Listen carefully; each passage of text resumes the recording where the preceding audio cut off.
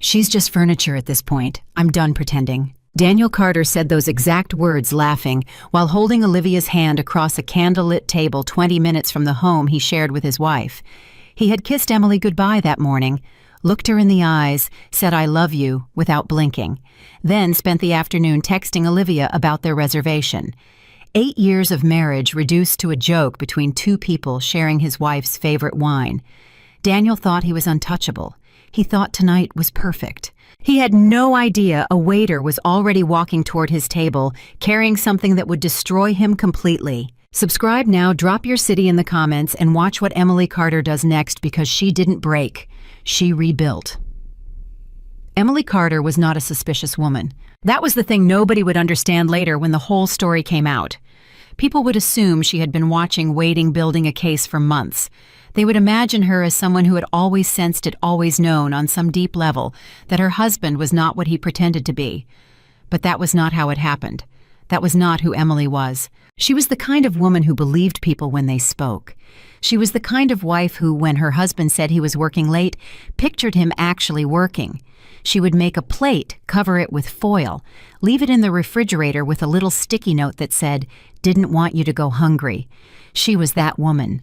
For 8 years she had been that woman. And Daniel Carter had counted on exactly that. It started on a Tuesday. Not a dramatic Tuesday. Not a Tuesday with thunder and lightning and some cosmic signal that her world was about to break apart. It was just a regular, unremarkable Tuesday in October, the kind where the light outside turns golden too early, and the air smells faintly like someone nearby is burning leaves. Emily was doing laundry. She had gathered Daniel's dry cleaning pile from the bedroom chair. He always left his jackets draped over that chair, and she always picked them up without comment, because that was one of those small accommodations you make in a long marriage, the kind you stop noticing after a while. She was checking the pockets before sending the blazer to the cleaners, because the dry cleaner had once laundered a set of car keys, and Daniel had been furious, and she had never wanted to hear about that again. Her fingers closed around a folded piece of paper. She almost didn't look. She almost just set it on the dresser and moved on. But something, some small, quiet voice she couldn't name, made her unfold it. It was a receipt from a restaurant called Chez Laurent, which she recognized immediately, because it was the kind of place you went for an anniversary or a birthday or a proposal. The kind of place that charged $40 for a single entree and kept the lights low and the music soft and the atmosphere precisely calibrated for romance.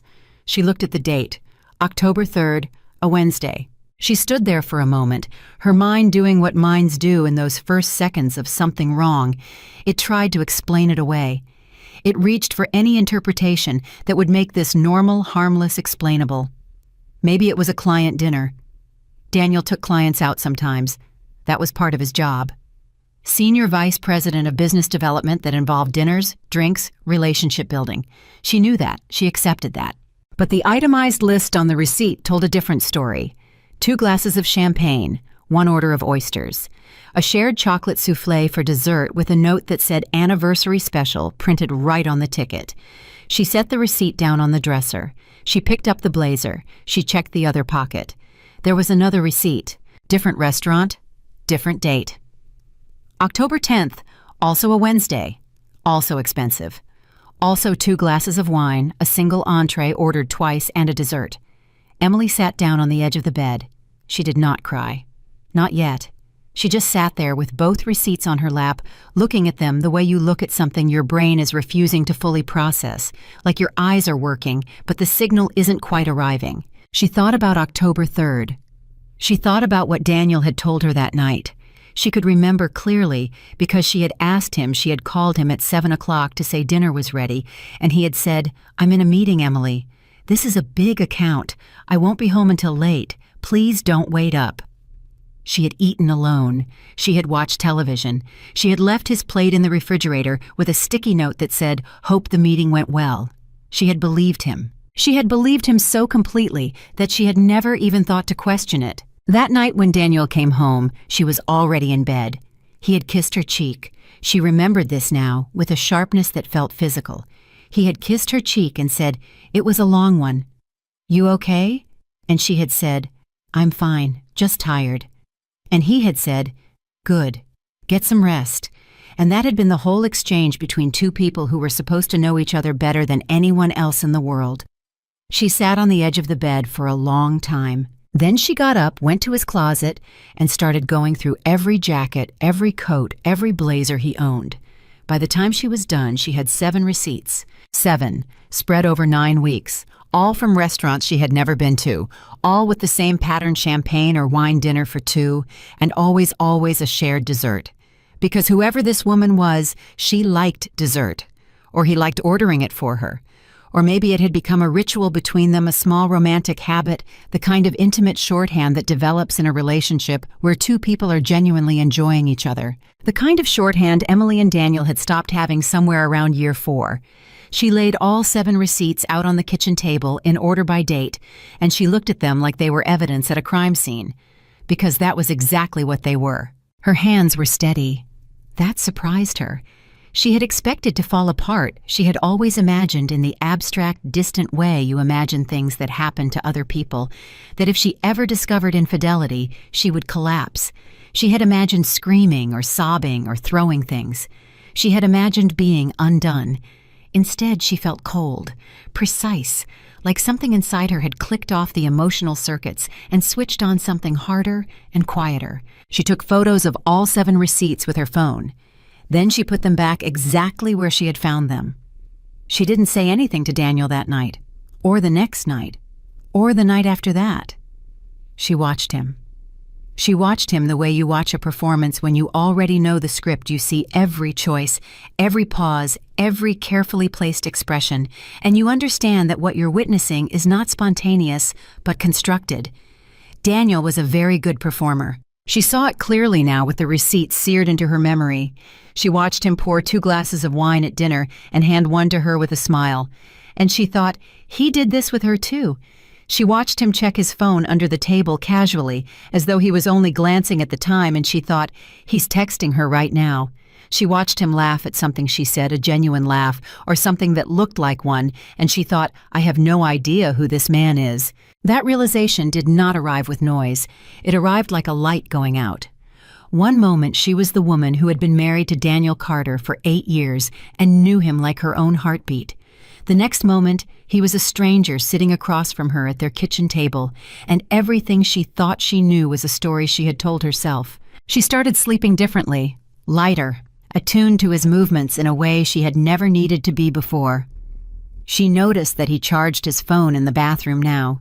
She noticed that he had changed his phone's passcode sometime in the last few weeks, because when she idly picked it up to check the weather, something she had done 100 times over the years, it didn't open with their anniversary date the way it always had. She noticed that he was showering immediately when he came home on late nights, before he even sat down, before he even said hello. She filed each observation away, quietly, carefully.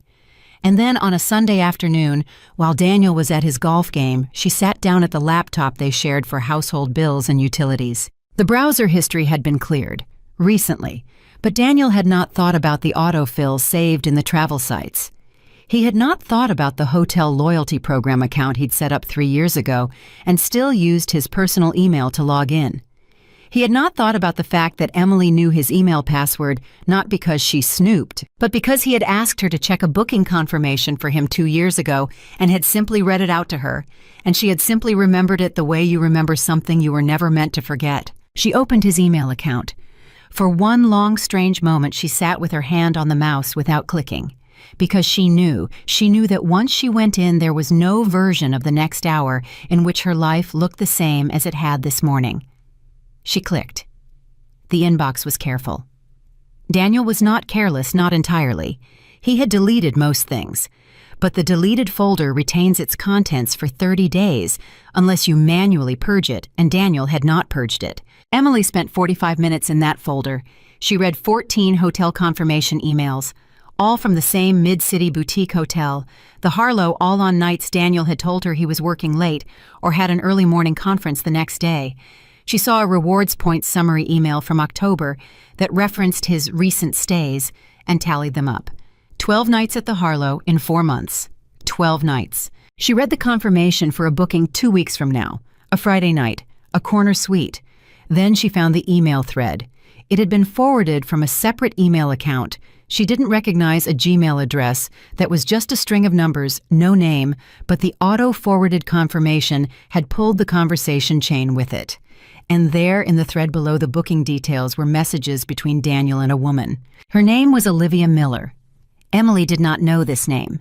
She had gone through her mental catalog of every person Daniel had ever mentioned, every colleague, every contact, and Olivia Miller was not in it, which meant Daniel had never mentioned her, which was its own kind of answer. The messages were not primarily sexual, and somehow that was worse. They were tender, they were easy and laughing and intimate in that particular way that belongs only to people who have decided they genuinely care about each other. There were inside jokes Emily didn't understand. There were references to conversations and meals and small moments. There was a thread from 3 weeks ago where Olivia wrote, "I keep thinking about what you said on Saturday, about what your life could look like." And Daniel had written back, "It's going to look exactly the way we want it to. I promise you that." And then Olivia had written, "What about her?" And Daniel had written Emily, "And I have been over for a long time. She just doesn't know it yet. That marriage has been dead for years. I'm just figuring out the right moment." Emily read that sentence 3 times. She read it with the same calm, terrifying stillness that had been her companion since the first receipt. She read it, and she felt something move through her. Not grief exactly, or not only grief, but something harder and sharper beneath the grief. Something that sounded very quietly, like the word no. She just doesn't know it yet. He had decided. He had decided without telling her, without a conversation, without the basic dignity of an honest word. He had decided that their marriage was over, and he had built an entire parallel life on that decision. A hotel room, a woman who was already using the word we, and he had continued to come home to her to eat her food and sleep in her bed and kiss her cheek at night while privately treating her as an inconvenience he hadn't yet dealt with. She closed the laptop.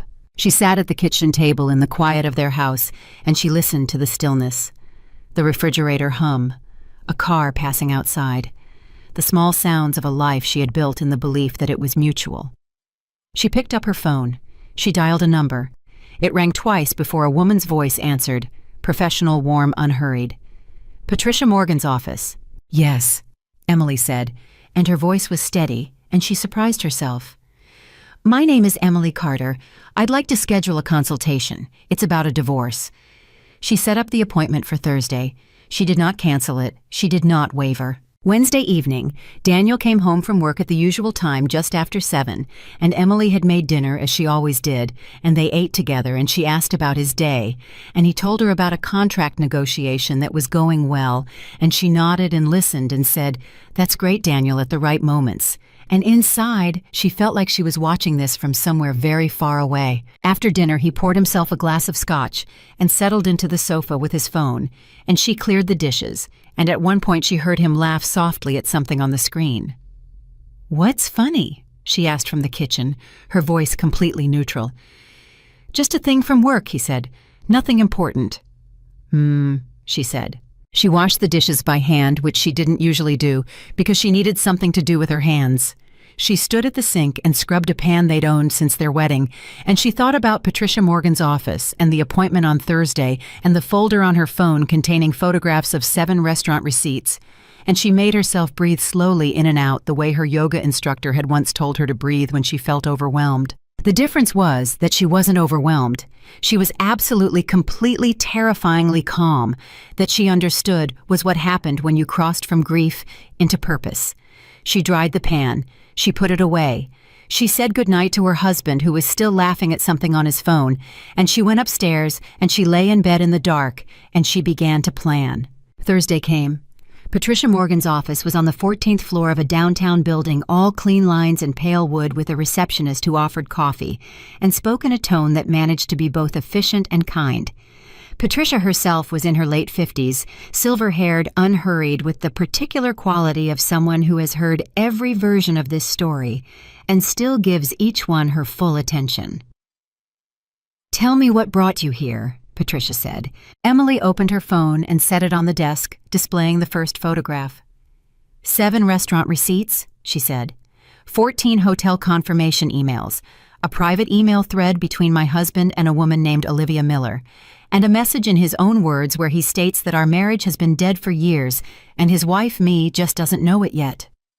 Patricia looked at her steadily. How long have you known? 12 days, Emily said. And does he know you know? No, Emily said, and I intend to keep it that way for now. Patricia nodded slowly. Something shifted in her expression, the particular respect that passes between one careful woman and another. All right, Patricia said. She opened a legal pad. Then let's talk about what you want. Emily didn't hesitate. Everything he owes me, she said, and my life back. She thought about the woman named Olivia. She turned the name over in her mind, the way you turn over a stone carefully because you don't know what's underneath. Olivia. Not a name Daniel had ever mentioned, not a colleague she'd heard about at company dinners, not a name that had ever come up in 8 years of shared conversation. Whoever this woman was, Daniel had kept her completely separate, parallel, like a second life running alongside the first invisible synchronized. That was what struck Emily hardest, sitting in the quiet of that study, not just the betrayal, the architecture of it, the deliberate construction of a hidden world maintained daily, while she stood 3 feet away in the same house making coffee and asking how his day was. She had been asking how his day was, and he had been answering, calmly, consistently, for 11 months. For 11 men. Emily walked back to the kitchen. She poured herself a glass of water and stood at the sink and drank it slowly. Then she picked up her phone and typed Olivia's email address into Google. Nothing obvious came up. She tried variations. She searched the domain of Daniel's company, thinking maybe this woman worked with him. She searched his LinkedIn connections. She scrolled through the list of people who had liked his posts, his comments, his professional announcements. Then she found her. Olivia Miller, 29 years old, junior associate at a consulting firm that had done contract work with Daniel's company 18 months ago. Her LinkedIn photo showed a woman with dark hair and a careful smile, the kind of photo that is professional, but also quietly aware of being looked at. She had 212 connections. She had posted a photo at a rooftop bar 3 weeks ago with the caption, "Late Nights and City Lights." The bar in the background was Cielo Rooftop. November 8th. Emily set her phone face down on the counter and stood very still. She was 41 years old. She had a master's degree in communications from NYU. She had a career she had built from nothing, a home she had decorated with her own hands, a marriage she had invested in the way you invest in something you believe will hold its value. She was not going to fall apart in her own kitchen. She picked the phone back up and went back to Daniel's email. This time she wasn't skimming. She was reading with the focused attention of someone building a case, which is exactly what she was doing even if she hadn't named it yet. She started from the beginning of the thread 11 months ago, late January, and read forward. The first few emails were careful, almost professional. Daniel and Olivia had met at a project meeting, and the early messages were about work, about handoffs and deliverables, with small jokes tucked inside professional language. Emily could see the moment it shifted. February 4th, a Thursday, when Olivia had sent a message that ended with, "And for what it's worth, I think you're the most interesting person in that room." Daniel's response had come within 6 minutes. "I've been thinking the same thing about you." 6 minutes. He hadn't paused, hadn't reconsidered, hadn't thought about the woman at home who was probably making dinner right about then. Emily checked the timestamp. 6:47 p.m. She had made pasta that night. She remembered because she had called Daniel to ask if he wanted garlic bread, and he had said yes. He had been emailing Olivia from the parking garage. She kept reading. By March, they were meeting for lunch. By April, they had moved to dinner. By May, the language had shifted completely warmer, more desperate the way language gets when two people are no longer pretending to themselves about what's happening. One email from May stopped her completely. Daniel had written, "I know this isn't simple.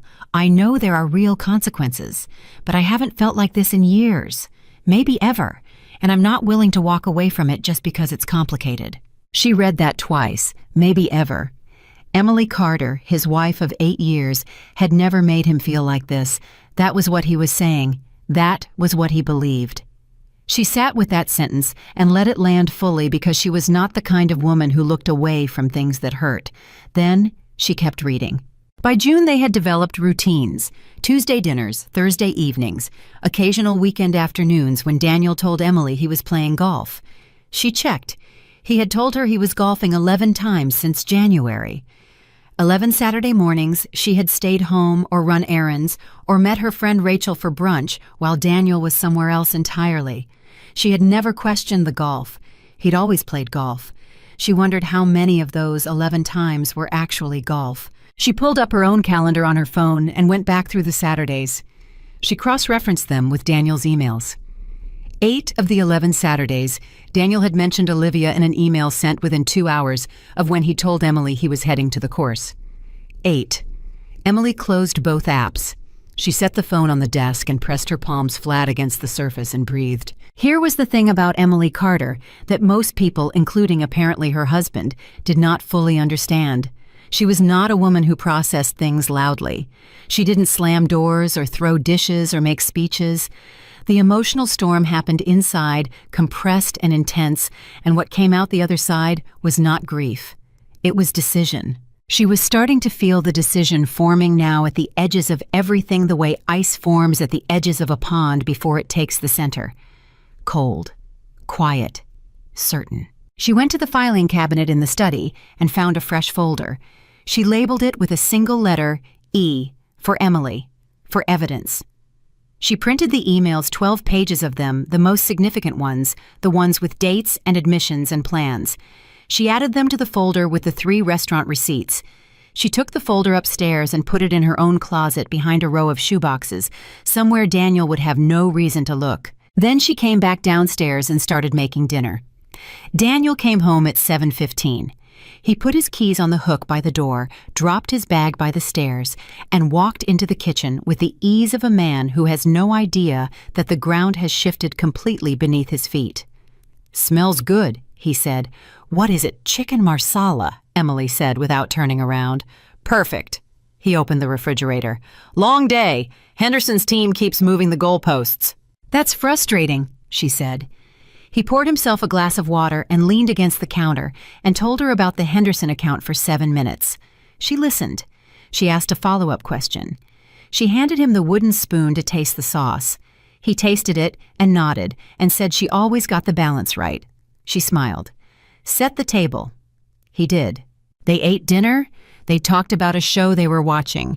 They talked about whether to book a trip to Napa in the spring. Daniel said he'd been thinking about it, that they deserved a real vacation, that they hadn't gone anywhere nice in too long. Emily said that sounded wonderful. After dinner, Daniel fell asleep on the couch watching the news. Emily sat beside him close enough to touch him and looked at his face, completely relaxed, completely unguarded, and felt something she couldn't name settle permanently inside her. Whatever she had loved about this man was still visible in his face when he slept. That was the cruelest part. He didn't look like a liar when he slept. He looked like the man she had married, but she knew what he was now. She let him sleep. She went upstairs, got into bed, and started doing something she had never done before. She started a list on her phone, not of grievances, not of memories, but of assets, joint accounts, her car still in both their names, the mortgage which they carried together, her 401k which she had contributed to faithfully for 12 years before they married and 6 years after. Daniel's income, which she knew precisely because she had always handled the household finances. Another thing he had left entirely to her. She knew what everything was worth. She knew what was hers. She typed the name Patricia Morgan into her phone's notes app. Patricia Morgan was a divorce attorney. Emily had never needed a divorce attorney. But she had a colleague, Janine, from her old marketing job, whose divorce had been swift and clean and decisive. Emily had once asked Janine quietly over lunch how she'd managed it. Janine had slid a business card across the table and said, "This woman, she's the best. I hope you never need her." Emily had kept the card in her wallet for 3 years without knowing why. Now she knew why. She didn't call Patricia Morgan that night. She called her the next morning at 8:15 from her car in the driveway before Daniel was awake. The receptionist answered. Emily asked for an appointment. The receptionist said the earliest available was in 10 days.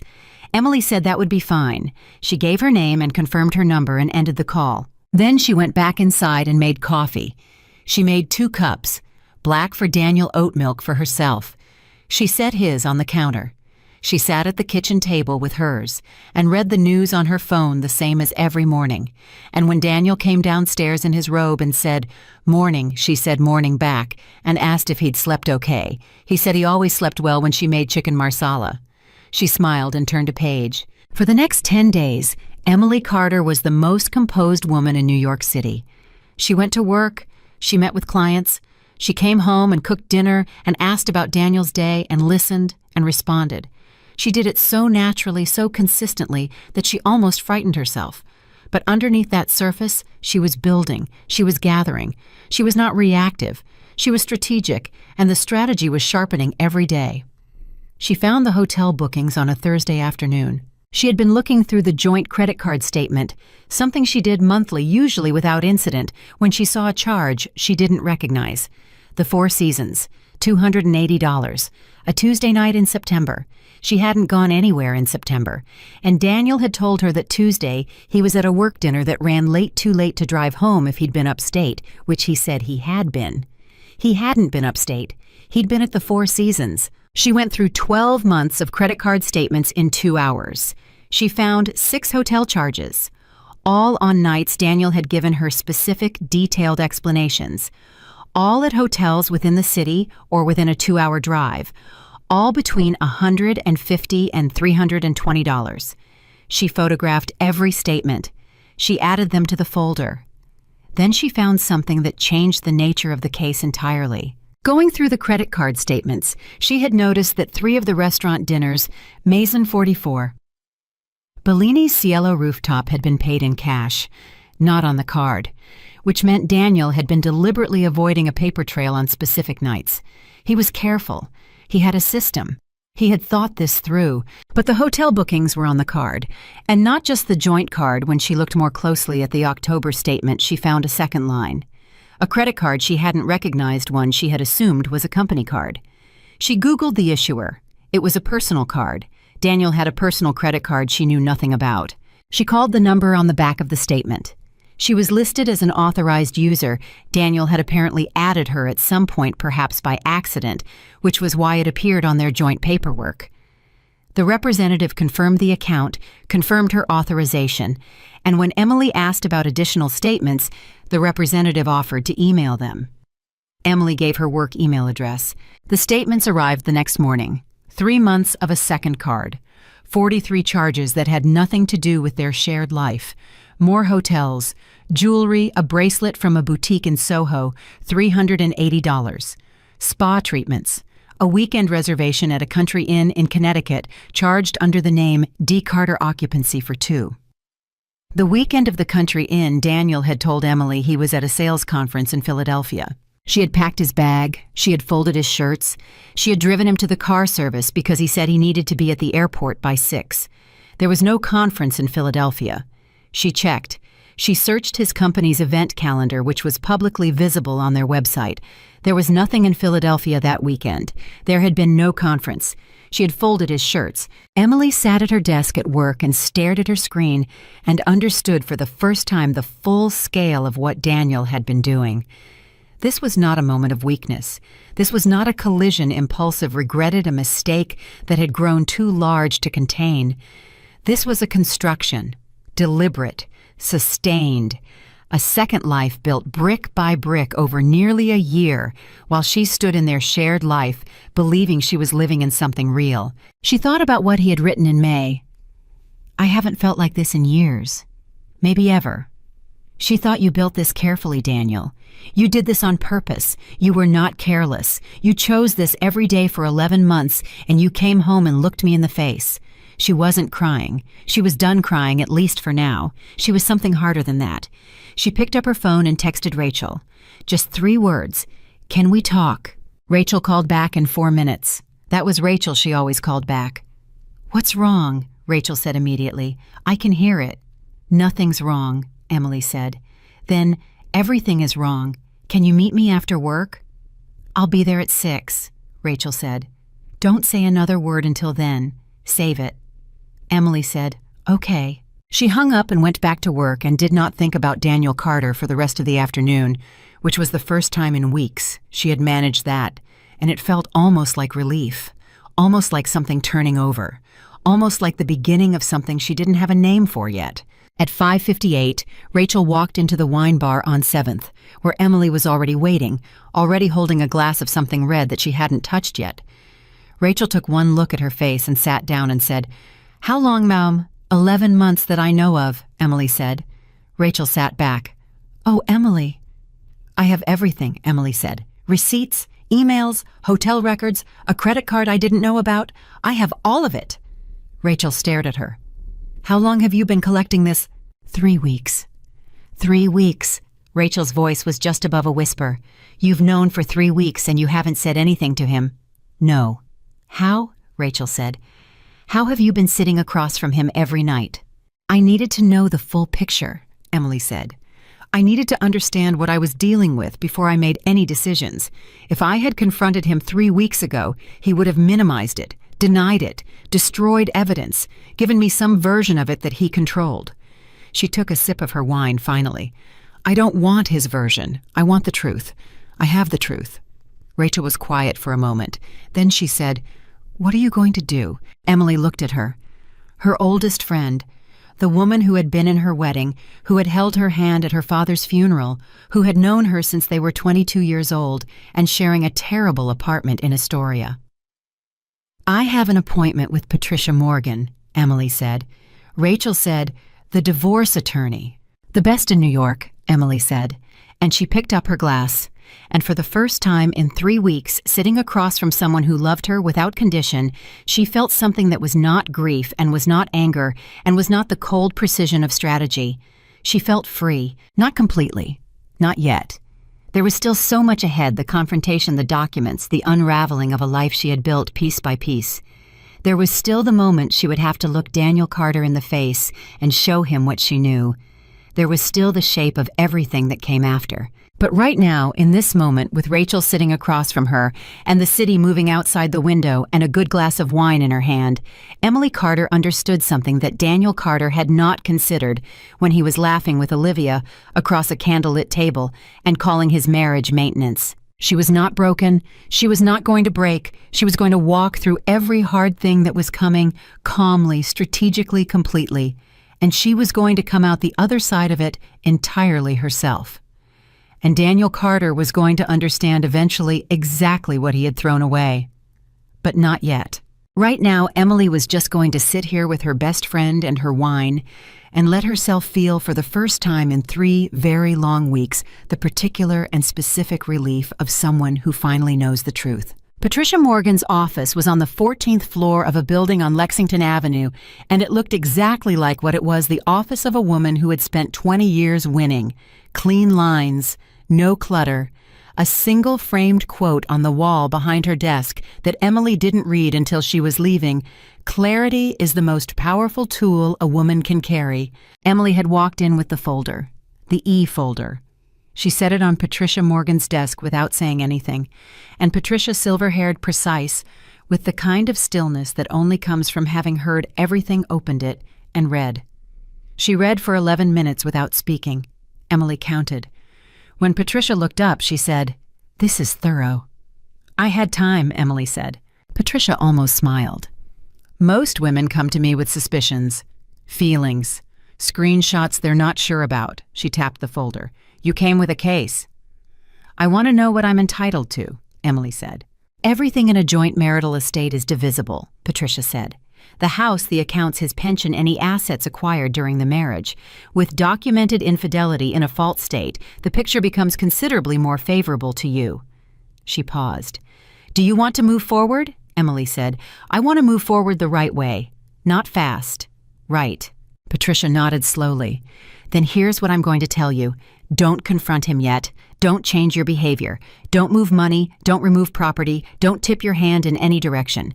Let me file the preliminary paperwork quietly. When you're ready and you decide when we serve him." Emily said, "I want him to know that I know. I want him to understand the full extent of what he's done. I don't want to hand him papers in the kitchen over coffee." She paused. "I want it to mean something." Patricia looked at her for a long moment. "What did you have in mind?" Emily told her. By the time she finished, Patricia Morgan was quiet for a beat, and then she said something Emily would remember for a long time. In 20 years of practice, I have never had a client come to me with a plan like that. She picked up her pen. Let's make sure it's legally airtight. That meeting was on a Thursday. What followed were 3 weeks that Emily would later describe to Rachel as the strangest of her life, not because they were dramatic, but because they were so completely ordinary on the surface and so precisely calculated underneath. She went home. She made dinner. She sat across from Daniel at the table they had bought in Brooklyn, and she asked about Henderson, and she listened to the answer, and she passed the salt when he reached for it. She had become without meaning to the best actress she had ever known. The only person who knew the full picture was Rachel. Rachel, who texted every morning with a single emoji, a small red heart, just so Emily would know that someone in the world was thinking of her. Emily always wrote back. Sometimes it was just a heart in return. Sometimes on the harder mornings it was still standing. Rachel always responded, "I know you are." Daniel, meanwhile, had no idea that the ground beneath his feet had already given way. He continued his Tuesdays and Thursdays. He continued his weekend golf stories. He came home on a Friday night in early December with a bottle of good wine and said he'd had a great week and wanted to celebrate. And Emily poured 2 glasses and clinked hers against his and said, "To good weeks." He beamed at her. He actually beamed. She drank her wine and didn't feel a thing, which was how she knew she was ready. She called Patricia the next morning. "I want to set the date." Patricia said, "Tell me when." Emily said, "December 19th, Thursday. He always takes her out on Thursdays." "And the location?" "I'll handle the location," Emily said. "I just need the papers ready." Patricia was quiet for a moment. "Emily, are you sure about the public element? We can serve him at the office at home, anywhere you choose. It doesn't have to be—" "I want him to feel it," Emily said quietly. Not with anger, just with certainty. He took her to restaurants for 11 months. He sat at those tables and laughed and ordered wine and made her feel like she was the only person in the world while I was home believing he was working late. I want him to be sitting at a table when his world ends. I want him to know exactly how it feels to have everything collapse around a dinner plate. Patricia said nothing for a moment. Then, "The papers will be ready by December 17th. The restaurant was called Aldea. It was one of Daniel's favorites, not Maison 44, not Bellini's, somewhere he went when he wanted to feel important. Emily had known about Aldea for years. She had eaten there with him twice early in their marriage, when things were still uncomplicated. She knew the manager, a man named Thomas Ellard, because Daniel had introduced them at a charity event 3 years ago, and Thomas had been gracious and remembered her name. She called Thomas on a Monday. "Mrs. Carter," he said, "what can I do for you?" She told him what she needed. She was prepared for resistance. She was prepared to be told it was impossible, that the restaurant couldn't be involved in personal matters, that he was sorry but no. Thomas Ellard was quiet for a very long moment. Then he said, "My mother went through something similar 30 years ago." Another pause. "What time is the reservation?" 7:30, Emily said. "I'll make sure Marco handles the table," Thomas said. "He's discreet. And Mrs. Carter, I'm sorry. For what it's worth." "It's worth a great deal," Emily said. "Thank you, Thomas." She had known for a week through a quiet conversation with Patricia that Daniel had a reservation at Aldea on December 19th. How Patricia had confirmed it, Emily didn't ask. Some things you accept on trust when the person you're trusting has 20 years of winning behind her. December 19th was a Thursday. In the days leading up to it, Emily made arrangements that had nothing to do with Daniel and everything to do with herself. She signed a lease on a 1-bedroom apartment in Brooklyn Heights, a clean, bright space she had found on a Sunday afternoon while Daniel was allegedly at the driving range. She arranged for a moving company to come on December 20th, the morning after. She moved her personal documents, passport, social security card, the E-folder to Rachel's apartment for safekeeping. She packed a bag. Not everything, just enough. 2 weeks of clothes, her laptop, her grandmother's pearl earrings, the photo from her parents' anniversary that she kept on her nightstand. She drove the bag to Rachel's on a Wednesday evening, telling Daniel she was having dinner with an old friend from college. "Have fun," Daniel said, not looking up from his phone. She looked at him for a moment. "I will," she said. She drove to Rachel's. Rachel met her at the door and took the bag without a word and put it in the guest room. Then she opened a bottle of wine and poured 2 glasses and said, "Tomorrow." "Tomorrow," Emily said. They sat for a while without talking much. Rachel put on something low in the background, just noise to fill the quiet. At one point, Rachel said, "Are you scared?" Emily thought about it honestly. "No," she said. "I thought I would be, but I'm not." "What do you feel?" Emily held her wine glass with both hands and looked at it. "Ready?" she said. "I just feel ready." Rachel reached across and squeezed her hand once hard and then let go. Emily drove home at 10. Daniel was asleep on the couch. She turned off the television the same way she had done 1,000 times and went upstairs and slept better than she had in months. December 19th, 7 a.m. Daniel was in a good mood at breakfast, unusually good. He made eggs something he rarely did and poured orange juice and stood at the counter, eating with the relaxed ease of a man anticipating a good day. Emily watched him from across the kitchen and marveled quietly at the completeness of his self-assurance. He had no idea, not a flicker. "Big Thursday?" she asked. "Henderson finally signed," he said. "We're closing the quarter strong. Feels good." "That's great," she said. "Dinner to celebrate." He glanced at her. Just a flicker, almost nothing, and then probably grab something with the guys from the office. "Don't wait up." "I won't," Emily said. She said it with warmth. She smiled at him across the kitchen, and he smiled back, and it was the last moment of normalcy between them, though he didn't know it. She did. He left at 8:15. She stood at the window and watched his car pull out of the driveway and disappear around the corner, and then she exhaled long, slow, complete, and went upstairs and called Patricia. "Today's the day," she said. "The envelope will be at Aldea by 6, Patricia said. "I'm sending my associate James to deliver it personally and brief Thomas's contact on timing. The papers are complete, fully documented, signed by me, with the evidence packet attached exactly as we discussed." A pause. "Emily, whatever happens tonight, you've done everything right." "I know," Emily said. "Thank you, Patricia." "Thank it." She spent the day doing ordinary things. She went to the grocery store. She responded to work emails. She had a call with a client that went well. She ate lunch alone at the kitchen table, a sandwich, a cup of tea, and sat with the stillness of someone who has already made their decision and is simply waiting for the clock to catch up. At 4 p.m., Rachel texted, "You okay?" Emily wrote back, "More than okay." At 6 p.m., Emily got into her car and drove to a coffee shop 4 blocks from Aldea. She ordered a latte she didn't want and sat at a table by the window and waited. She was not going to be inside the restaurant. That was never the plan. Her presence wasn't the point. The papers were the point. The moment was the point. Her phone buzzed at 7:42. It was a text from Thomas Ellard. 3 words, "It's been done." Emily set her phone down on the table. She wrapped both hands around her coffee cup. She sat very still and breathed. Inside Aldea at 7:42 p.m. on a Thursday in December, a waiter named Marco had approached table 9, a corner table well lit, one of the better ones, where Daniel Carter sat across from a young woman with dark hair and a careful smile. They were midway through their entrees. A bottle of Barolo nearly finished. Daniel's jacket hung on the back of his chair. He was laughing at something Olivia had just said. Marco set a sealed ivory envelope on the table beside Daniel's plate.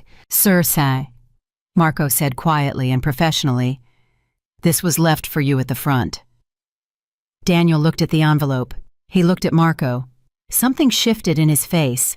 Not alarm, not yet, just a brief uncertainty. He picked up the envelope. His name was written on the front in clean black ink. Daniel Carter. He turned it over. The return address was Patricia Morgan Law, LLC. Olivia said, "What is it?" Daniel said, "I don't know." But his voice had changed. Just slightly. The ease had gone out of it. He opened the envelope. Inside was a single cover sheet on legal letterhead, and behind it, a substantial packet of documents, the divorce petition, the financial disclosures, and the evidence. The receipts, the email printouts, the hotel records, the credit card statements, every piece of it organized, precisely numbered, dated. The cover sheet read in clean professional language, "Notice of divorce proceedings. Petitioner, Emily Walsh Carter. Respondent, Daniel James Carter. And below that, in a single additional line that Patricia had added at Emily's specific request, evidence of infidelity attached, 11 months, full documentation enclosed. Daniel stopped moving. He sat completely still with the papers in his hands, and the restaurant noise continued around him. Silverware conversation, the low sound of the music, and for a moment he just didn't move. Olivia said, "Daniel, what is it? You're scaring me." He looked up at her. And something happened in his face in that moment that several nearby diners would later describe differently. Some said he went pale. Some said he looked like a man who had been struck. One woman at the adjacent table would tell her friend the next day that she had never seen an expression like it, a face that was trying to find a version of events that made the thing in his hands not real. He stopped. He looked back down at the papers. "It's divorce papers." Olivia stared at him. "What? From Emily?" His voice was barely above a speaking volume now. She knows." Olivia said, "What do you mean she knows? How does she—" And then she saw his face, the full collapse of it, and she stopped.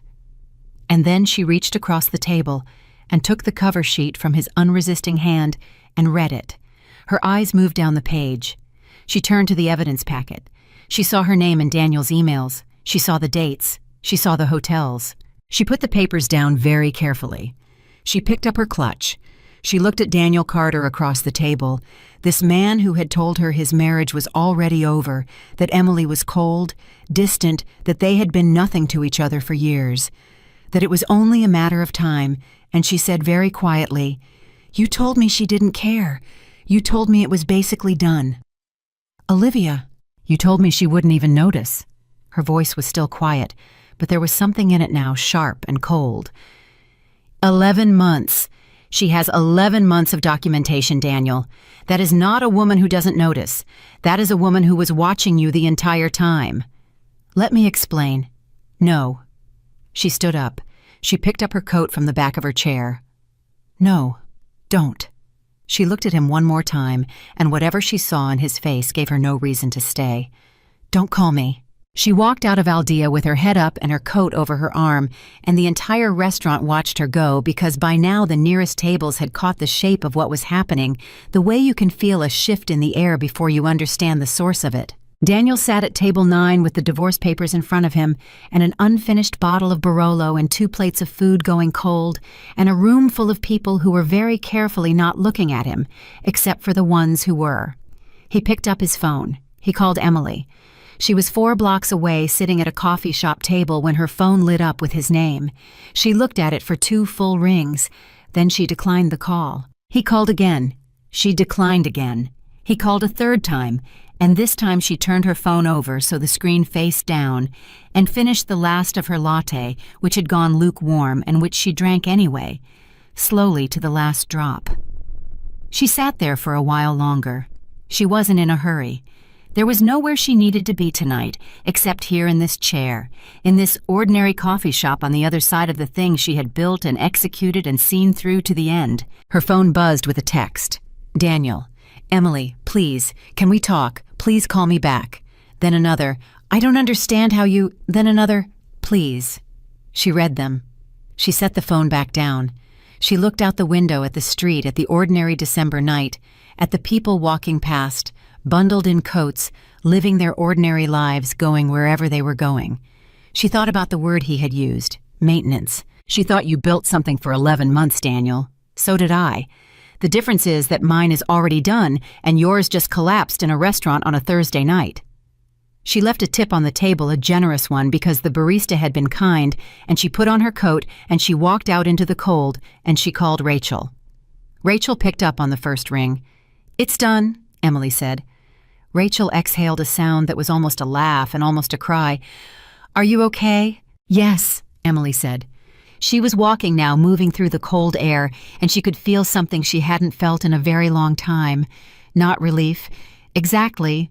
Not happiness. Not the absence of pain. Something cleaner than all of that. Something that felt like the first full breath after a long time of breathing shallow. "I'm more than okay, Rachel." "Where are you?" "Walking." Emily said. "I just feel like walking for a while." Rachel said, "Okay, I'll be here when you're done." Emily walked. The city moved around her indifferent and alive, and she walked through it without direction for almost an hour in the cold December air, with her hands in her pockets, and her face lifted slightly the way you lift your face when you finally stop bracing for impact. Her phone kept lighting up in her pocket. She didn't check it. There was nothing in it that required her attention tonight. She was done with that phone, done with those calls, done with the version of her life that had required her to be careful and quiet and strategic and invisible. She had been all of those things because she needed to be. She wasn't going to need to be anymore. She would get back to Rachel's apartment tonight, where her bag was already waiting. She would sleep in the guest room in clean sheets. She would get up in the morning when she wanted to. She would have coffee exactly the way she liked it, oat milk 1 sugar without making a second cup for anyone else. And tomorrow evening, the moving company would arrive at the house on the other side of the city and begin carrying out the things that belonged to Emily Walsh Carter, who was no longer the woman in that house, who had not been that woman for quite some time, and who was finally, permanently, completely free. Daniel Carter drove home from Aldea in 23 minutes. He knew because he checked the clock when he pulled out of the parking garage 9:14, and he checked it again when he turned onto their street 9:37. He had spent those 23 minutes calling Emily 7 times, texting her 4 times, and rehearsing versions of a conversation that became less coherent with every red light. He had a speech prepared by the time he pulled into the driveway. Something about context, about how things had gotten complicated, how he hadn't meant for it to go this far, how if she would just let him explain the full picture, she would understand that this wasn't what it looked like, that he loved her, that Olivia was— he hadn't finished that sentence in his head yet, but he would by the time he got to the door. He got to the door. He put his key in the lock and pushed it open and said, "Emily." Silence. Not the silence of a house where someone is in another room. The silence of a house where no one is home. He felt it before he processed it, something about the quality of the air, the particular stillness that a space takes on when it has been vacated. He turned on the kitchen light. The counters were clean. The dish rack was empty. The coffee maker was unplugged, which Emily never did. He stood in the kitchen doorway and looked at the room and felt the first real tremor of something he wasn't ready to name. He went upstairs. Her closet door was open. He stood in front of it for a long moment. Half her clothes were gone, not all of them enough to be deliberate, not so many as to be chaotic. The things she would need, the things that mattered, the good coat, the gray cashmere sweater he had given her for Christmas 2 years ago, her grandmother's jewelry box. He could see the empty square on the shelf where it had always sat. The nightstand on her side of the bed was clear. No book, no reading glasses, no glass of water she always kept there and almost never drank. He sat on the edge of the bed and put his face in his hands. His phone buzzed. He grabbed it. "Emily." He answered before the second buzz. "Emily, thank God. Listen, just let me—" "This is Patricia Morgan," said a calm, professional voice. "I'm calling on behalf of my client, Emily Carter, to confirm that she has received your attempts at contact and will not be responding personally. All further communication should be directed through this office. I'll be emailing you contact information for our process server and the preliminary hearing schedule within the hour." "Wait, no, I need to talk to her. I just need 5 minutes." "Mr. Carter," Patricia said with a patience that was somehow more withering than anger, "my client does not wish to speak with you. That is her right, and it will be respected. You'll receive everything you need through proper channels. I'd strongly suggest retaining counsel before Monday." A brief pause. "Have a good evening." The call ended. Daniel stared at his phone. Then he called Emily's number directly. It rang 4 times and went to voicemail. Her voice on the recording, familiar, warm, completely ordinary, said to leave a message and she'd call back. He hung up without leaving one, called again. Voicemail. Again. Voicemail. He texted, "Emily, please, I know I don't deserve this, but please just talk to me. 5 minutes, that's all I'm asking." He stared at the screen. The message showed delivered. No response. He sat on the edge of their bed in the house they had bought together, in the room where they had slept next to each other for 6 years, and he understood for the first time with his full body, rather than just his mind, that she was gone. Not temporarily, not in the way people leave during a fight and come back by morning. gone in the way that is preceded by 11 months of watching and 3 weeks of planning and a folder of evidence and a sealed envelope delivered to his table in a restaurant while he was laughing. She had known for 3 weeks. She had sat across from him at dinner. She had passed him the salt. She had asked about Henderson. She had smiled. He had thought she had no idea. The thought of it, the precise, complete reversal of every assumption he had made, hit him somewhere in the chest and stayed there. He went back downstairs. He poured himself 2 fingers of whiskey and sat at the kitchen table and stared at the wall and tried to think clearly, which he could not do. He called Olivia. It rang once and went to voicemail. He hung up and called again. Voicemail. He texted, "Olivia, I know tonight was a disaster. I need to explain. Please call me." No response. He sat at the table until midnight. Neither of them called back. December 20th, 7:15 a.m. Daniel had slept approximately 90 minutes in his clothes on the living room couch. He woke up to sunlight and the sound of a truck on their street and the immediate crushing return of everything he had briefly escaped in sleep. He checked his phone. 14 missed calls, all from him, none returned. A voicemail from his brother Kevin, which meant someone had already told Kevin, which meant it was moving. He didn't listen to the voicemail. He made coffee. He stood at the kitchen counter drinking it and trying to construct a sequence of rational next steps, which kept collapsing because every sequence required Emily to participate, and Emily was not participating. At 8 a.m., he heard the truck again closer. He went to the front window. It was a moving truck, mid-sized professional backed up to the driveway with the patient efficiency of people who do this for a living.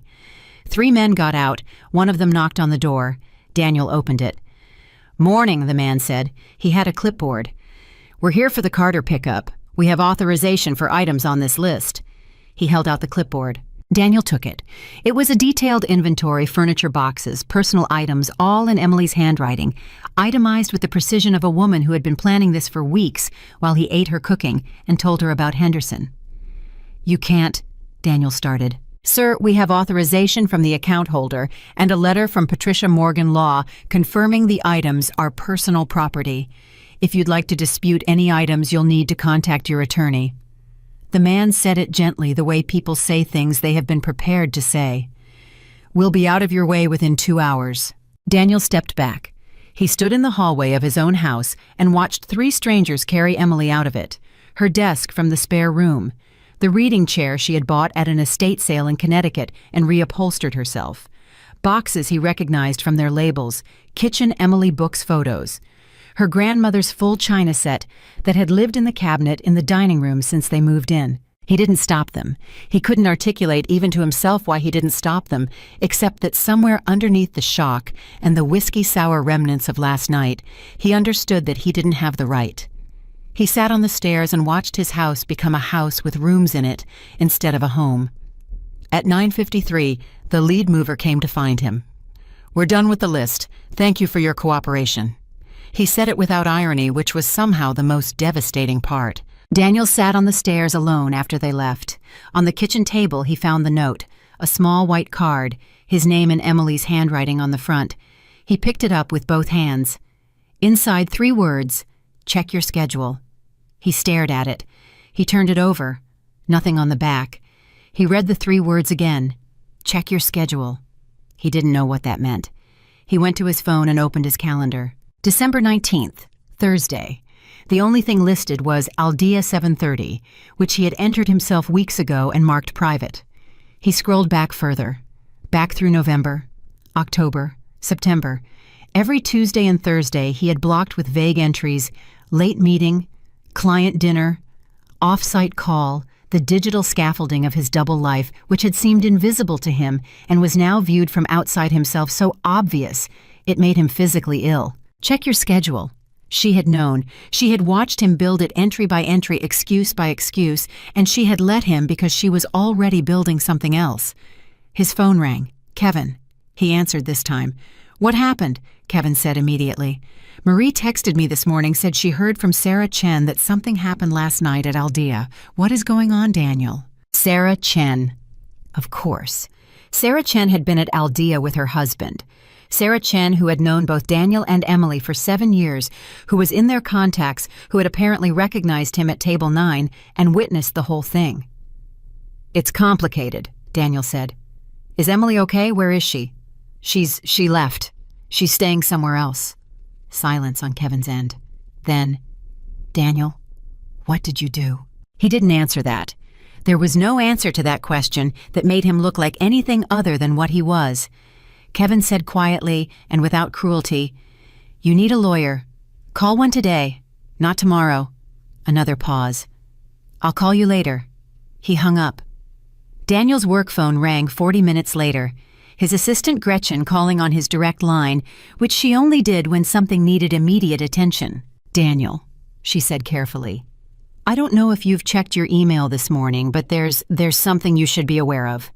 He opened his laptop. His work email had 47 unread messages since midnight. The first one, sent at 11:58 p.m. by a colleague named Brian Foster, was a forward with a subject line that said simply, "Heads up, saw this circulating." It was a screenshot from someone's Instagram story. The timestamp was 9 o'clock the previous evening. The photo was taken from an adjacent table at Aldea. It showed Daniel recognizably. Daniel, his face turned slightly down, the papers in his hands, the expression he had no control over in that moment. The caption read, "Just witnessed a whole marriage end in real time at dinner. The wife served him divorce papers at the restaurant where he was on a date with someone else. I can't stop shaking." The story had been shared over 1,200 times before the original poster made their account private. Screenshots had escaped. They were circulating in group chats, on Reddit threads, on Twitter. Someone had identified the restaurant. Someone had identified the approximate date. Nobody had identified Daniel by name yet, but he worked in a city where people talked, and Brian Foster had recognized him immediately. And Brian Foster was not the only person who would. Gretchen said, "Daniel, I think you should call Marcus before you come in today." Marcus Hale was his division head, his boss, the man who had promoted him twice and trusted him to carry the Henderson account. Daniel said, "I'll call him now." He called Marcus. Marcus picked up on the second ring with a formality that told Daniel immediately that Marcus had already seen the screenshot. "Daniel," Marcus said, "I'm going to be straightforward with you. I need you to work from home this week while we assess the situation." "Marcus, this is a personal matter. It has nothing to do with—" "The Henderson account is a $40 million relationship," Marcus said, not unkindly, but without softness either. "James Henderson is a traditional man with traditional values who has made that very clear to this company on multiple occasions. If this story attaches your name publicly before we can manage the narrative, the account is at risk. I'm protecting the company, Daniel. That's my job." A pause. "Take the week. Keep your head down. We'll talk Friday." Daniel sat in his kitchen with both phones on the table and the empty house around him, and the note in his wife's handwriting still in his hand. "Check your schedule." He called Olivia one more time. It rang twice, and then not voicemail, but the mechanical voice of a disconnected number. She had changed her number. In less than 12 hours, Olivia Miller had changed her phone number. He set the phone down. He thought about the email he had written in May. "I haven't felt like this in years, maybe ever." He had meant it when he wrote it. He had believed it completely. He had built 11 months of his life around it. And now Emily was gone. And Olivia had disconnected her phone, and Marcus had pulled him from his office, and the screenshot was circulating in places he couldn't reach, and he was sitting alone in a house that was missing a reading chair and a china set and a coffee maker that was always plugged in. He thought about maintenance, the word he had used. The way he had described his marriage to Olivia reduced it, dismissed. It made it smaller so that what he was doing felt justified. It didn't feel justified now. It didn't feel like anything except what it was. January arrived with the particular cruelty of New Year's, the forced brightness of it, the pressure to frame things as beginnings, when they were clearly the wreckage of endings. Daniel worked from home most of the month. Marcus had not yet pulled him from Henderson, but the warning was implicit in every call, every careful phrasing, every meeting, to which he was no longer automatically included. The divorce proceedings had begun in earnest. Patricia Morgan was as advertised exceptional at her work. The preliminary filings included the full evidence packet, which meant that Daniel's attorney, a man named Gerald Watts, whom Kevin had recommended, had now read 11 months of Daniel's emails, had reviewed the hotel records, had seen the credit card statements for the secret personal card. Gerald had called Daniel after reviewing everything and said in the flat, airless tone of a man who had practiced managing his reactions for decades, "The documentation is comprehensive. My strong advice is that we move toward a fair settlement rather than a contested proceeding. Fighting this will cost you more than money." "How much more?" Daniel asked. "Your reputation for one," Gerald said. "This evidence could become part of the public record in a contested divorce. Right now it's contained within legal privilege. The moment we go to court, it isn't." He paused. "She has everything, Daniel." She was very thorough. Daniel knew she was thorough. He had known that about Emily for 8 years. He had simply never considered that she might direct that thoroughness at him. He signed the preliminary settlement agreement in late January. The house would be sold, proceeds split per Patricia Morgan's calculation of marital assets. His pension divided, the joint account settled. Emily's personal contributions returned to her in full, with interest which Gerald had fought and lost on in under a week. The week the agreement was signed, he was formally reassigned from the Henderson account. Marcus had called it a restructuring. Daniel had sat in the office and nodded and said he understood because there was nothing else to say. Henderson had heard the story, some version of it, and had requested a different point of contact, and that was that. $40 million and 7 years of relationship ended because a waiter had carried an envelope to a table at Aldea on a Thursday night. He went home after the meeting and sat in the house emptier, now the rooms rearranged by absence, and thought about all of it. The Henderson account. The screenshots still circulating in corners of the internet he couldn't find. Olivia, whose disconnected number he had stopped calling sometime in early January. Emily, whose attorney fielded every attempt at communication with the same measured professional detachment. He had lost both of them. He had lost his office standing. He was living in a house that was being sold out from under him in a city that was smaller than it looked, trying to reassemble a self-image that had been built. He understood now almost entirely on the belief that he was too careful to get caught. He had not been careful. He had been arrogant. There was a difference, and Emily had shown it to him with 11 months of documentation and a sealed envelope at a restaurant table. One Thursday evening in February, he drove past Aldea. He didn't plan to. He was taking a different route home from a meeting in Midtown, stuck in traffic, and suddenly there it was. The canopy, the warmly lit windows, the valet stand out front. He sat in traffic and looked at it. He thought about Table 9. He thought about the way the envelope had looked sitting beside his plate, cream-colored professional, his name in black ink. He thought about the moment he opened it, and the world rearranged itself completely, and there was nothing he could say and nowhere he could go. He thought about Emily sitting 4 blocks away in a coffee shop declining his calls. He thought about what it must have taken, the 3 weeks of dinners and conversations and salt passing and smiling. The months before that of receipts and emails and credit card statements gathered quietly, methodically, while he sat across from her believing she suspected nothing. The attorney, the moving company, the apartment she had already signed a lease on before that night. She had built an entire exit while he sat inside it, and he had never seen it coming because he had never really been looking at her. That was the part that stayed with him longest in the weeks that followed. Not the humiliation of the restaurant, not the professional fallout, not even the loneliness of the house. The knowledge that Emily had been that thorough, had loved him enough once to build a whole life with him, and had been hurt enough to dismantle it with the same care, and he had been looking elsewhere the entire time. He had told Olivia his marriage was maintenance. He understood now what he had been maintaining. He understood what he had walked away from every Tuesday and Thursday for 11 months, while Emily made dinner and asked about Henderson and smiled at him across the kitchen. He had called it maintenance because it was quiet, because it was steady and consistent and did not thrill him the way new things thrill, because he had confused depth for flatness and reliability for absence. He pulled away from the curb in front of Aldea and drove home through February streets, and for the first time since December 19th, Daniel Carter did not try to call anyone. He did not draft a text.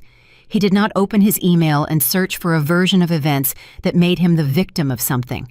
He drove home and sat in the empty house and stayed with the truth of what he had done without softening it, without context, without the story he'd been telling himself for 11 months about what he needed and what he deserved and what his marriage had become. He stayed with it for a long time. And across the city in a clean, bright apartment in Brooklyn Heights, Emily Carter was not thinking about him at all. Emily Carter woke up on the first morning of January in a bed that was entirely hers. Not half hers, not shared by default by history, by the accumulated weight of 8 years sleeping beside someone who had been mentally elsewhere for the better part of a year. Entirely, completely quietly hers. The pillow on the left side of the bed had not been slept on. The blanket was pulled exactly as far as she wanted it. The alarm was set for the time she chose not negotiated around someone else's schedule. She lay there for a moment before getting up, just feeling the specific texture of that silence. It was different from the silence of the house she had left. That silence had been full of things unsaid, things unasked, the low hum of a life that was performing itself rather than living itself. This silence was clean. It was the silence of a space that belonged to her, filled only with what she had chosen to put in it. She got up, she made coffee oat milk 1 sugar, and she stood at the window of her Brooklyn Heights apartment and watched the first gray light of the new year come up over the rooftops, and she felt something she hadn't felt in so long she had almost forgotten it was possible. She felt like herself. Not the self that had been managing Daniel's moods and Daniel's schedule and Daniel's narrative for 8 years. Not the self that had spent 3 careful weeks building a legal case while smiling across a dinner table. The self underneath all of that, the Emily Walsh who had come to New York at 22 with a suitcase and ambitions she hadn't yet named, who had built a career from nothing, who had chosen Daniel once from a full life of other possible choices and could choose differently now. That self was still there. She had been there the whole time. She had just been very, very quiet. January was hard in the way that honest things are hard, not dramatically, not in the way that makes a good story, but in the slow, real way of getting up every morning and choosing to move forward when the weight of what had happened was still present, still sitting in the room with her. She didn't try to pretend it wasn't. She had cried in the shower the first week, real crying, the kind with sound, the kind that emptied something out. She had called Rachel on a Tuesday night and said, "I did the right thing, and I still feel like I'm grieving." And Rachel had said, "That's because you are. You're allowed to grieve the life you thought you had." And Emily had said, "I know. I just didn't expect it to feel like this even when I'm not sorry." Bosom. Rachel said, "Those 2 things can both be true." They were both true. Emily was not sorry. She also ached sometimes in the early mornings before the coffee was ready with the particular grief of someone who has lost not a person but a belief. The belief that she had been loved the way she was giving love. That grief was real, and she let herself feel it rather than rushing past it because she was not the kind of woman who rushed past real things. But she also, and this was the part that surprised her, felt a momentum she hadn't felt in years.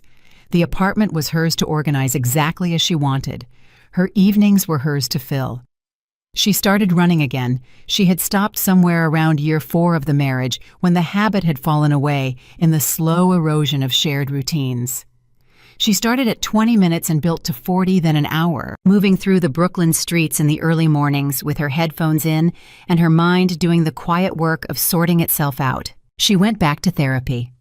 Her therapist's name was Dr. Anita Reeves, and she had a direct, compassionate manner that Emily appreciated precisely because it did not tip into sympathy. She didn't need sympathy. She needed someone to think clearly with. In their 3rd session, Dr. Reeves asked, "What do you want your life to look like in a year?" Emily thought about it seriously the way she thought about every real question. "I want to be leading something," she said, "something of my own. I've spent 12 years being excellent in support of other people's visions. I want to build something with my own name on it." Dr. Reeves said, "What's stopping you?" Emily said, "Nothing anymore." And she meant it. The consulting idea had been in the back of her mind for 3 years. A boutique communication strategy firm, the kind that worked with mid-sized companies navigating growth, helping them build messaging that was authentic rather than manufactured. Emily had the skills. She had the network. She had 12 years of client relationships and a reputation that had nothing to do with Daniel Carter and everything to do with her own consistent, excellent work. She had not pursued it while married because the timing had never been right, or the finances had felt uncertain, or Daniel had needed more of her attention during a particular quarter, or some version of not yet that she now recognized as not quite brave enough. The not yet had accumulated into years. She was done with not yet. She spent 2 evenings a week in January building a business plan. Methodical, detailed, financially grounded, Emily did not do things halfway. She ran the numbers 6 different ways. She identified her first target clients from her existing network. She drafted a positioning statement that she rewrote 11 times until it said precisely what she meant. She called her former colleague James Park, who ran a small design studio, and asked if he'd build her a brand identity. James said he'd been waiting for her to ask him something like this for years. "I always thought you were too good to be someone else's marketing director," he said. Emily laughed genuinely. "I was an excellent marketing director." "Yeah," James said, "and now you're going to be a better founder." In the middle of all of this, the running the therapy, the business plan, the daily work of rebuilding Emily's professional life did something she hadn't entirely anticipated. It accelerated. Her reputation, it turned out, had been building quietly for years while she had been focused on the work itself rather than on being seen doing it. In February, she was approached by a woman named Catherine Walsh, no relation, who was the incoming chief marketing officer at a mid-sized tech firm called Veritas Systems. Catherine had heard of Emily through 2 mutual contacts and wanted to meet for coffee. Emily said yes. They met on a Thursday morning, and within 20 minutes, Emily understood that this was not a casual networking conversation. Catherine was building a marketing organization from scratch. She needed a senior director with both strategic vision and operational experience, and she had done enough research to know that Emily was one of a small number of people in New York who had both. "I've heard your name 3 times in the last month from people I deeply respect," Catherine said. "That doesn't happen by accident." "What does the role look like?" Emily asked. Catherine told her. The scope was significant building and leading a team of 12 owning the full brand strategy for a company that was 6 months from a Series B raise with a direct line to the CEO and a seat at the leadership table. The compensation was substantially more than she had ever earned. Emily asked 3 precise questions about the company's growth trajectory, the CEO's leadership style, and the existing team's strengths and gaps. Catherine answered all 3 fully and without hesitation, which told Emily most of what she needed to know about what kind of leader Catherine was. She said, "I'll need 2 weeks to complete my due diligence and give you a real answer." Catherine smiled. "I was told you'd say something like that. Take 3. Emily took 2. She researched Veritas thoroughly. She spoke to 4 people who had worked with the CEO. She reviewed the company's market positioning and found 3 immediate strategic opportunities that the current leadership hadn't yet articulated publicly. She wrote a 2-page document laying out those opportunities and what she would do with them in the first 90 days, and she sent it to Catherine the morning she called to accept the offer. Catherine called back within the hour. "You sent this before you even officially joined." "I wanted you to know what you were getting," Emily said. "I know exactly what I'm getting," Catherine said. "When can you start?" Emily started on March 1st. The first week at Veritas was the kind of professional awakening that reminds you what you're capable of when you are fully, entirely yourself. She walked into a room of 12 people who didn't know her yet, and within an hour, she understood who they were, what they needed from her, and what the team was missing. She didn't perform confidence. She was simply clear about the strategy, clear about expectations, clear about the fact that she was there to build something real, and she intended to do exactly that. By the end of the first month, 3 members of her team had told her individually and unprompted that it was the first time in their careers they had felt like their manager actually saw them. She thought about that a lot. Being seen, how much it mattered, how rarely it happened in either direction. How rarely people looked carefully at the people right in front of them. She did not think about Daniel often. When she did, it was without the burning quality that grief sometimes has in early stages. It was more like touching a healed place, slightly tender, fundamentally closed. She had processed what she needed to process, and what remained was simply information. Information about what she had accepted for too long, what she had told herself was fine when it wasn't what she would not accept again. Rachel had dinner with her every week through January and February, and by March it became every other week because Emily's life had filled up in ways that felt good rather than distracting. She had things she wanted to do in the evenings. She had energy she wanted to spend on herself. That shift from someone whose life organized itself around managing loss to someone whose life was organizing itself around building happened gradually, and then all at once the way real changes happen. It was Rachel who first mentioned Michael Grant. In April at dinner, casually, in the way Rachel floated things she had been thinking about for longer than she let on. "There's someone I want you to meet," Rachel said. "And before you say anything, I'm not trying to fix you up. I just think you'd find him interesting." "Who is he?" Emily asked. "His name is Michael Grant. He's an architect. He designed that building on Water Street I showed you last year, the one you called the most honest building in New York." Emily looked up from her wine. "That's his..." "He designed it for a nonprofit that needed the space and couldn't afford to sacrifice any of it to aesthetics. He found a way to do both." Rachel paused. "He's been divorced for 4 years. No drama about it, which I find meaningful. He has a daughter, she's 9, she lives with her mom during the week. He's not looking for anything in particular, which is exactly why I thought of you." Emily was quiet for a moment. "I'm not ready for anything in particular either." "I know," Rachel said. "That's why it might be worth meeting him." They met for coffee the following Saturday. Not a date, Emily was firm about that framing in her own mind. 2 people meeting over coffee. She arrived first, which she always did, and when Michael walked in, she recognized him immediately from the photo Rachel had shown her, tall, easy in his movements with the kind of face that has been lived in. He sat down and said, "Rachel told me you called my Water Street building the most honest building in New York. I've been thinking about that phrase ever since. What did you mean by it?" She liked that immediately. Not small talk, not performance, a real question. "It doesn't apologize for what it is," she said. "Most buildings are trying to say something about themselves. That one is just trying to do its job well." He considered that for a moment. "I'll take that," he said. "It's the best review I've ever gotten." They talked for 2 hours. Not about their divorces, not about their pasts, not about the careful personal inventory people sometimes do on first meetings to establish credentials and wounds. They talked about buildings and cities and what makes a place feel like it has soul versus what makes it feel constructed. They talked about the difference between strategy and instinct, which turned out to be something both of them thought about constantly in their respective fields. They talked about his daughter Maya, who apparently had strong opinions about color theory at age 9, which Emily found delightful. When they left the coffee shop standing on the sidewalk in the April afternoon, Michael said, "I'd like to do this again." "So would I," Emily said. "No pressure on timing," he said. "I mean that genuinely. I'm not in a hurry." She looked at him. He said it the way he apparently did most things directly, without performance, without the specific undertone of a man who says he's not in a hurry while being very much in a hurry. He just meant it. "Neither am I," she said, and she meant it too.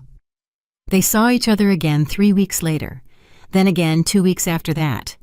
It was slow in the way that things are slow when neither person is running towards something or away from something, when both people are simply present and curious, and willing to let a thing be what it actually is, rather than what they need it to be. He was not Daniel. She was not comparing them. That would have been unfair to Michael and useless to her.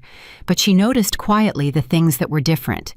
The way Michael listened when she talked about Veritas, not waiting for a pause to redirect, but actually listening, asking follow-up questions 3 minutes later that told her he had tracked what she said. The way he told her about a project that had gone wrong, a building he had designed that hadn't worked the way he intended, with honesty rather than spin. The way he talked about his daughter with warmth that was completely uncomplicated by self-consciousness. She told Rachel in May, "He's restful. I don't mean boring. I mean, I don't feel like I'm managing anything when I'm with him." Rachel said, "That's what it's supposed to feel like." Emily said, "I know. I'd just forgotten." In June, 6 months after the night at Aldea, the divorce was finalized. Patricia Morgan called her on a Tuesday afternoon to confirm. Emily was at her desk at Veritas in the middle of reviewing a campaign brief, and she stepped into the hallway to take the call. "It's done," Patricia said. "Final decree signed and filed this morning. Congratulations, Emily." "Thank you," Emily said, "for everything." "You did most of the work," Patricia said. "I just filed the paperwork." Emily went back into her office and closed the door and sat at her desk for a moment. She had expected to feel something seismic. She felt something quieter than that, a settling like the last piece of something fitting into place. The e-folder, which had traveled from her filing cabinet to her closet, to Rachel's guest room, to her new apartment, could now go into a permanent file labeled closed. She went back to the campaign brief. That evening, she told Michael over dinner. Not dramatically, she mentioned it the way you mention something that has been resolved, because that is what it was. He reached across the table and covered her hand with his for a moment. He didn't say, "I'm sorry," or "congratulations," or anything that required a particular response from her. He just held her hand for a moment, and then let go. "How do you feel?" he asked. "Finished," she said. "In the good sense." He nodded. Good sense is the only sense that matters. The consulting firm she had been building in the evenings for 6 months officially opened for business in July. She named it Walsh Strategy, her name the one she had been born with, the one she was returning to fully and formally as the divorce papers had been processed. The first 2 clients were referrals from her own network. The third came from a contact of Catherine's, which told Emily that her reputation at Veritas was already moving in circles she hadn't yet reached. She ran Walsh Strategy in the evenings and on weekends, not as a side project, but as a deliberate second engine, something she was building toward on her own timeline without urgency. She told Michael about it on an evening in July, when they were sitting on her apartment roof after dinner, the city spread out in every direction. "I've been thinking about it for 3 years," she said. "Every time I had the thought, I found a reason it wasn't the right moment." "What changed?" he asked. She considered the question honestly.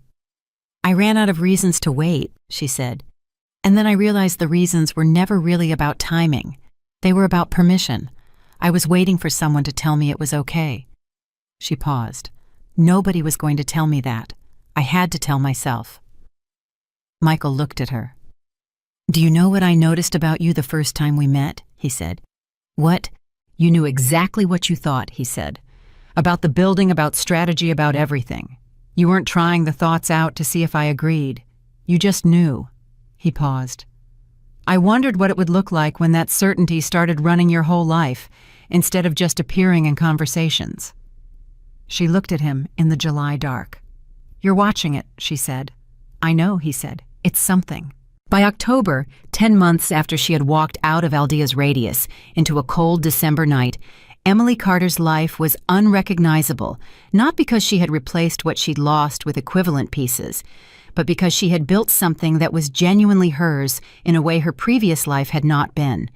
The apartment, the career, the firm, the slow and honest relationship that was becoming something she didn't need to rush because she trusted where it was going. These were not consolation prizes.